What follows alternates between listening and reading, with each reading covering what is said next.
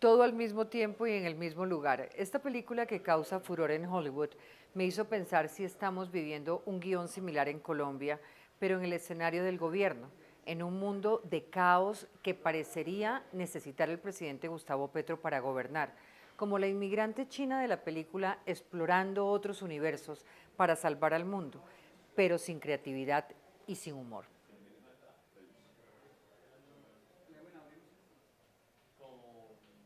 En una sola semana pasamos de una crisis en el Ministerio de Minas y Energía, con peleas internas, cifras sin rigor, para terminar en la indefinición de la política de hidrocarburos, a una reforma de salud cuyo articulado no se conoce aún, pero cuyas pretensiones han generado que al interior del propio gabinete se pronunciara el exministro de Salud y hoy de Educación, Alejandro Gaviria, para advertir que los riesgos de crear un sistema excesivamente poderoso en la ADRES es complicado cuando ya conocemos la mala experiencia de un sistema parecido que tuvimos en épocas del Seguro Social.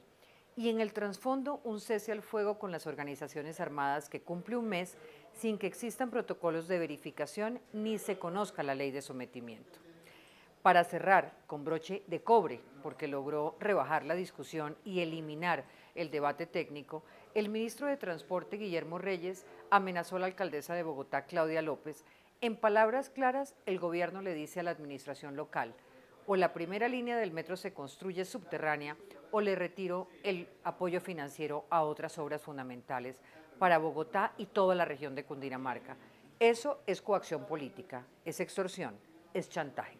¿Por qué el gobierno del cambio se alimenta de las rencillas, privilegia las indefiniciones, los grises en la paz total y ahora amenaza? ¿Y por qué convoca a las calles a respaldar la reforma a la salud desde las plazas donde el presidente promete hablarle a sus electores?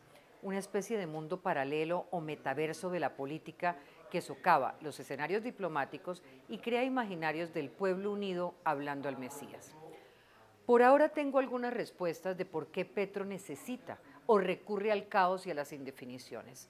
Primero, porque se siente cómodo en escenarios caóticos donde busca sostener su narrativa, ahondar en los extremos y la polarización. Segundo, porque tiene un cálculo político para las elecciones regionales.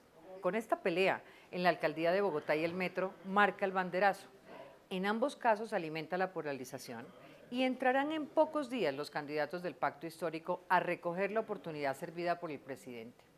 Estas elecciones son una especie de referendo para el presidente Petro, de refrendación, pero no lo va a lograr sin alcanzar al menos la mitad de alcaldías y gobernaciones en el país.